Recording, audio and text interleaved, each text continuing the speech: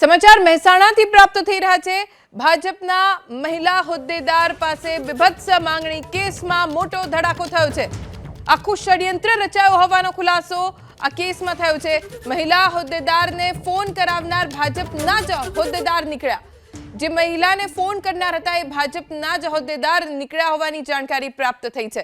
ભાજપમાં મહિલા હોદ્દેદાર પાસે વિભત્સ માંગણી કરતો ફોન કોલ આવ્યો હતો અને બાદમાં તેમણે પોલીસમાં ફરિયાદ આપી। ખેરાલુ પોલીસે આ સમગ્ર મામલે તપાસ કરી અને તપાસમાં જાણવા મળ્યું કે મહિલા હોદ્દેદારને ફોન કરાવનાર ભારતીય જનતા પાર્ટીના જ કોઈક હોદ્દેદાર હતા જેમનું નામ જયશ્રી દરજી અને શૈલેષ મોદી છે, જેમની ધરપકડ પણ કરી લેવામાં આવી છે અને બંનેની સામે હવે તપાસ શરૂ કરવામાં આવશે। મહિલા હોદ્દેદારને બદનામ કરવા માટે આવો ફોન કરાવડાવ્યો હોવાનો પણ ખુલાસો થયો છે। મામલો પોલીસ સ્ટેશનમાં પહોંચ્યો છે અને પોલીસે આ સમગ્ર મામલે તપાસ પણ શરૂ કરી દીધી છે। બે લોકોની ધરપકડ કરવામાં આવી છે, જયશ્રીબેન અને શૈલેષ મોદી। આ બંને ભારતીય જનતા પાર્ટી સાથે કનેક્શન ધરાવતા હોવાની પણ જાણકારી મળી છે।